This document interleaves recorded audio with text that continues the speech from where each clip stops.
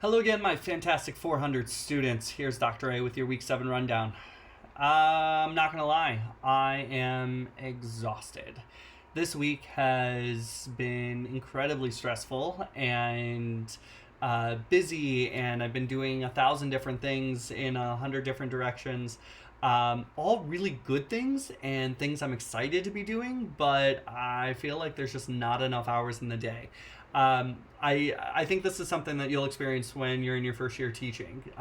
There's a ton of responsibilities on you, and you're trying to do your own class and get things going, but then you have to learn about the context in which you exist and the interactions, and there's always meetings and collaborations and lots of uh, expectations on your time.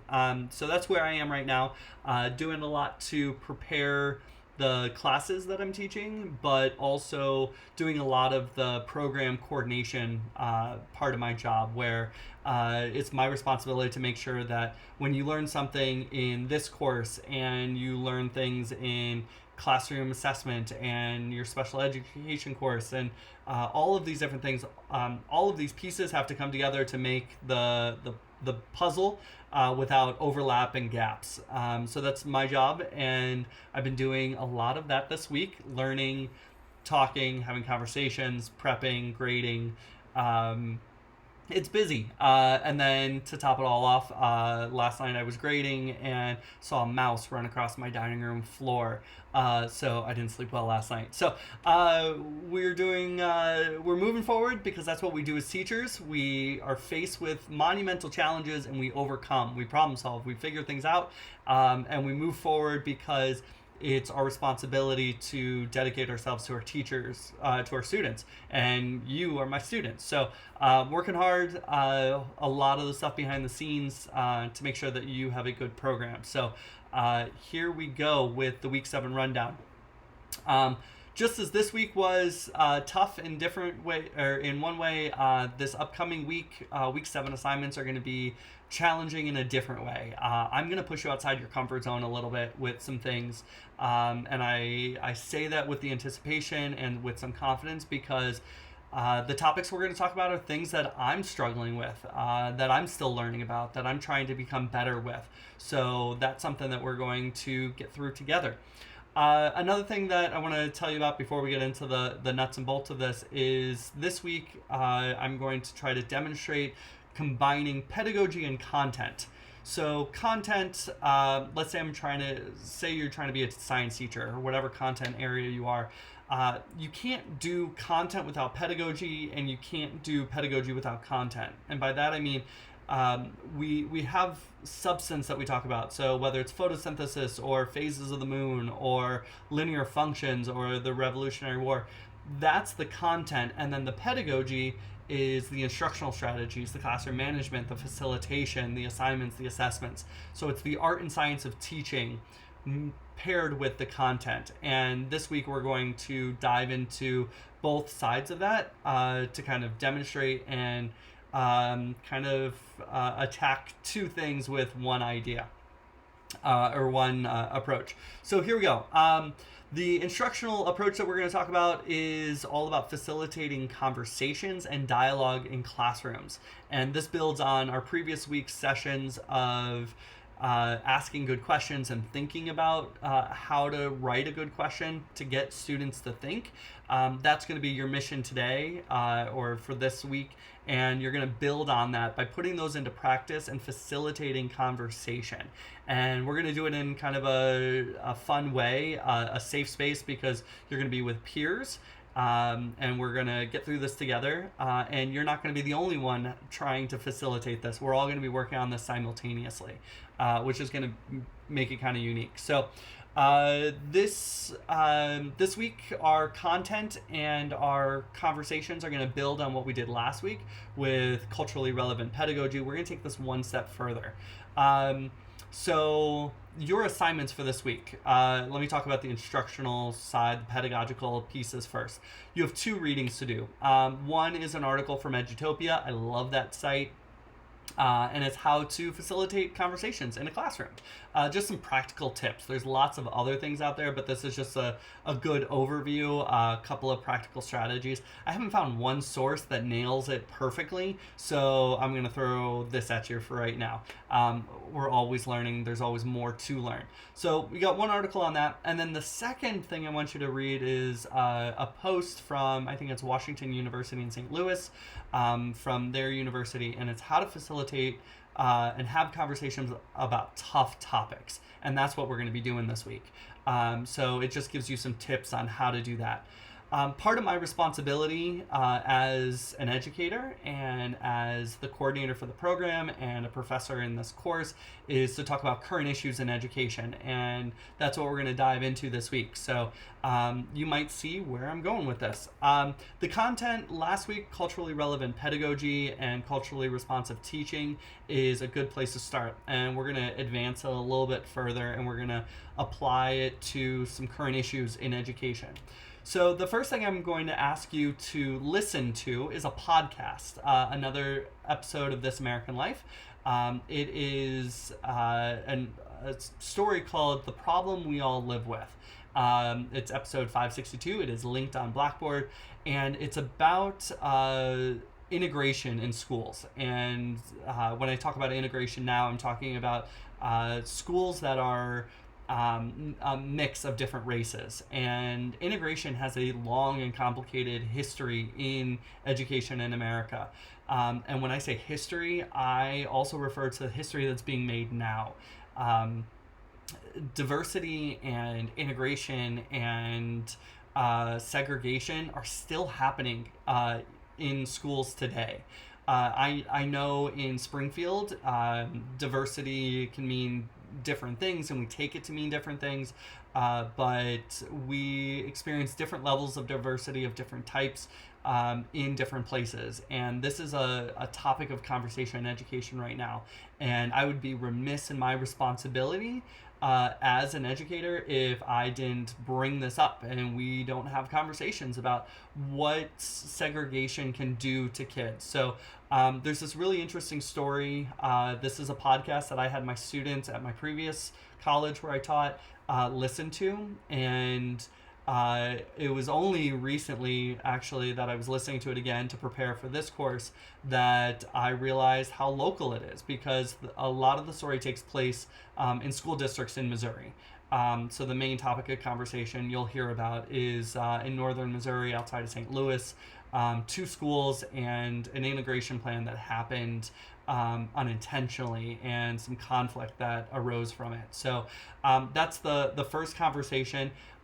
So they actually did a 2-part thing on This American Life. There's episode 562, and then episode 563 the next week. They talked about the integration that was intentional and had some positive effects, and looking at it from a different side. So 562 is what I want you to listen to. It's part 1.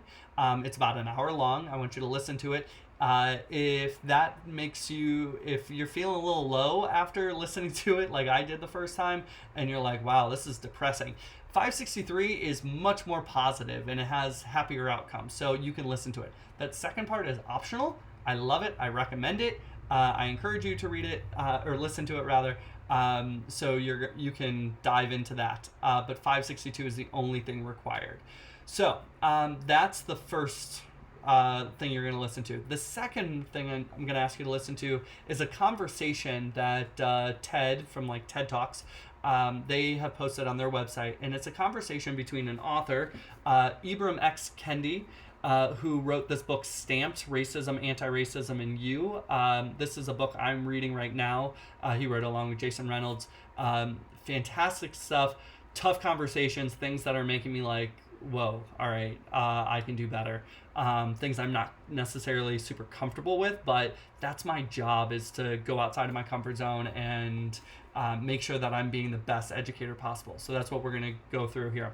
So you're going to listen to a conversation with him and 2 people interviewing him. And the top of the talk is the difference between not racist and anti-racist. they have very different meanings, and he doesn't pull any punches. Like he throws out some challenging ideas. So we're gonna listen to it. We're gonna discuss it. We're gonna talk about it, and we're gonna be better educators as a result. So this is how it's going to go down. You're going to listen to the podcast. You're going to listen to the talk by Ibram X. Kendi and the two people interviewing him. You're going to read the two articles, the Edutopia and the WashU one, on facilitating conversations. So that's the content absorption that I want you to do. While you're listening to the podcast, I think it's a really good idea to be focused on them. So don't necessarily try to do it while you're doing 100 other things, or like, oh, I can just listen to this while I'm driving. Because I want you to focus, I want you to pay attention, and I want you to have a piece of paper and a pencil or whatever to take some notes and start thinking of some questions that you have and some questions you can ask your peers to engage them in conversation and in dialogue, because that's what the next part of this is. So you read the two articles, you listen to the two videos / podcasts, and then I want you to come up with 3 good questions that you can use to spark conversation, to get conversation going. So these are going to be good open-ended questions that don't have like easy yes/no answers or obvious answers. I want you to ask a question that's going to get someone to think and to have to respond and explain, because you're going to come up with those questions, and I will tell you those questions have a different due date than Friday midnight. I'm pushing the due date a little sooner because you need to do a little preparation before this next part. So the next part that I want you to do is you are going to have a conversation with peers about this, and you're going to facilitate, but everybody in the group is going to facilitate the conversation. You're going to ask each other questions. You're going to pull information out of your peers and your colleagues. You're going to run a conversation with the intention of learning more than you did going into the conversation. If you know the exact same amount at the end of the conversation, that's not what we're going for. That's a fail. So I want you to engage. I want you to ask. I want you to probe. I want you to engage in a respectful, polite dialogue with one another to learn, because every person that you interact with has something that they can teach you, and everybody's got a different background that they bring to it. I value your experiences, and I want you to bring those to the table, but we need to always be checking ourselves and learning how to be better educators through all of this. So you have 2 options for this, to have this conversation. Option 1, you and a couple of your classmates, groups of 3 or 4, can self-arrange. You can find each other, you can schedule a time to either FaceTime or Google Hangout, or I can arrange a Zoom for you. You're going to have a conversation, 30 to 60 minutes, about this, where each of you are bringing these questions to the table. You're asking each other, you're engaging each other, everybody's participating in a respectful, polite way. And you're going to have this conversation, and then you're going to step away and you're going to do a little reflecting. I've got some things I want you to reflect on that assignment. So make sure you're reading those details. Option 2, if you can't arrange people, or you want a little more guidance on this, I've set aside 3 time slots, and it's on a Google sheet that you can go in and sign up, and I will start the conversation and help facilitate. Everybody's still bringing questions, everybody's still helping to participate and facilitate this, but we're all going to work together, and I'm going to do this. So there's a time slot Tuesday night, Wednesday night, and Thursday morning, and we will work together. I'm saying that we need at least 3 people in order for that session to run, besides me. So 3 of you need to sign up for a time slot in order for it to run, and that sign up we have to have at least 3 people 12 hours ahead of the sign up in order to for that to run. And once you sign up for it, please don't bail. We can have up to 8, so I'll facilitate anywhere from 3 to 8 of you in a group. and you can sign up for one of those time slots, or you can arrange yourselves.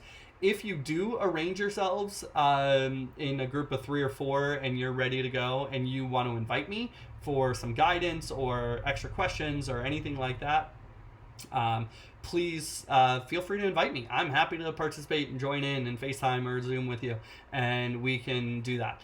I am also adding this extra incentive, let's call it, that if you engage in a conversation and I am part of that conversation, either it's one of the ones I facilitate or you invited me, and I see that you like have demonstrated like a real awareness and like a deep dive into your reflection on this, and I see that, you know what, you've satisfied my goals for this assignment, I might waive your reflection for this week. No guarantees. But if you prove to me that you have reflected and you have thought about this and you've engaged and you've learned, maybe you don't need to write that reflection afterwards. So how I see that happening is that if I have this conversation with you, and then we end, I might email you afterwards and say, hey, you know what? You did a really nice job. I think you're good. I don't think you need to reflect unless you want to, because you can always get those points, or I can just exempt you from the assignment. Your call. So that's just an idea, something I had. Not going to lie, part of this incentive is I'm hoping to engage with you because I miss you guys. I've never even met most of you in person, and I miss the interactions with students. I didn't sign up to be a teacher, to be in a box. But here we are. So that's my incentive. Call it bribery if you will. Okay, this video is getting really long, so I'm going to wrap this up. Quick rundown. You're going to read 2 articles, guidance on facilitating discussion dialogue in classrooms. You're going to listen to a TED Talk, at least one of them. You can listen to episode 563 if you want. You're going to listen to the talk from Ibram X. Kendi, and do there. You're going to come up with at least 3 good questions. You're going to submit those before you have your conversation. So like that's the prep work that goes into your conversation, but no later than Wednesday night at midnight. Then you're going to have a conversation with a group of peers, either facilitated as a group with me at one of those time slots, or you self-arrange 3 to 4 people. When you're done, you're going to go and you're going to reflect, and all of those prompts are there. Whew, I'm tired. I'm even more tired. That's okay. It's worth it. I love this class. I love teaching. I love the idea of helping you to become better teachers. Bear with me. We're gonna have a crazy time. Just to let you know, this week is tough. Next week, I'm taking it easy on you. It'll be easier. If you have any questions, let me know. I'm excited to chat with any of you if you want. Have a marvelous day. Take care of yourselves, take care of others, and go be awesome teachers in the world. Let me know if you have questions.